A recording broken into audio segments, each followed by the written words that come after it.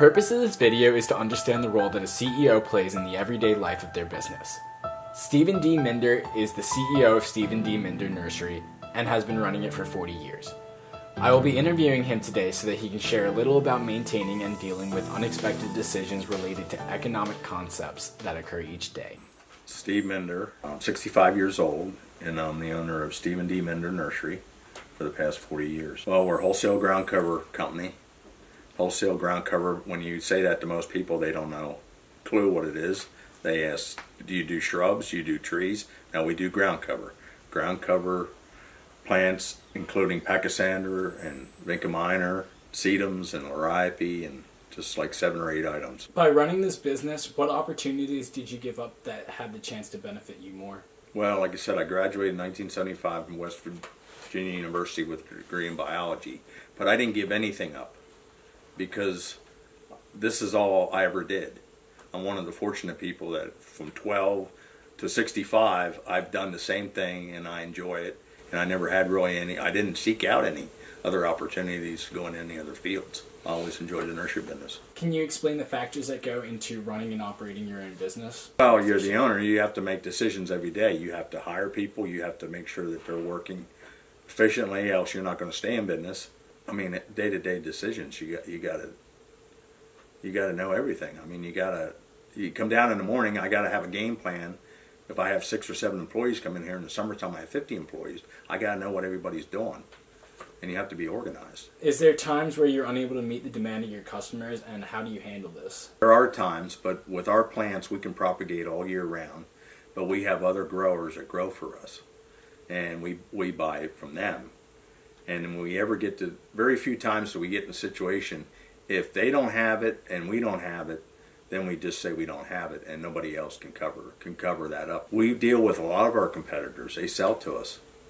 And right. Because we've been in business for 63 years, they come to us, and our competitors are just satisfied growing for us. They have their own customers, and very few times do they go to them. If we don't have something, they just wait until we have it. So in other words, you guys are kind of on top, and the rest of the competitors and stuff, they look to you for what they need. Because most nurseries have salesmen that go out and drum up business. We sold out every year, and we never have to drum up business. We have a reputation because we've been in the industry so long. We don't need a salesman, or our product sells itself. Is there anything else like you want to just say about the business? Like I said, any business you get into, especially the nursery business, it has to be a labor of love. I mean, I love the nursery business, like I said, ever since I was 12. It's something I always wanted to do. You have to enjoy it because it's hard, sweaty work. You've worked here, you know what it's like. And then when you're dealing with plants, you're dealing with, like in 2002, we had the worst drought Lancaster County ever had, 43 days without rain.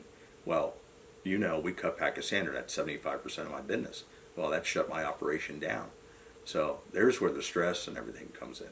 1996, the blizzard of 96, I had 2 big greenhouses collapse because we got 30 inches of snow. That's the stress you got to deal with, and you got to be able to handle that. There's so many variables just in your business, and then you have all the other things that go along with payroll and workman's comp and those insurances. Pennsylvania unemployment compensation, and then you got federal unemployment. You got to match people's Social Security for their wages. It's pretty intense, and you have to love it. Is there any other advice you would give to allow for a better understanding of the role a business owner plays in everyday life of their business? First of all, if you're in business for yourself, you better enjoy it because you put a lot more time in than what you actually get paid for. But the good thing with the nursery business is that there's not a lot of competition.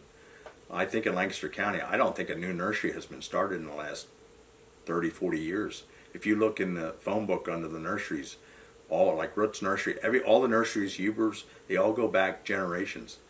It's just a type of business that you can't get into. You couldn't say, hey, I'm going to go in the nursery business, because you'd fail miserably. It's just, you can't do it. And the only reason I succeeded because my father started the business, and I basically grew for him. And like I said, he pushed me out the door and said, you need to own your own business, sell to me, and it was the best thing. At the time, I was really mad. I thought he's kicking me out, but 40 years later, it's like, probably the best decision he ever made for me, because I would have been happy to stay with him just being a worker. In this interview I conducted, Steve Minder has given a clear and valuable insight into how a business runs and how it deals with economic decisions it faces each day.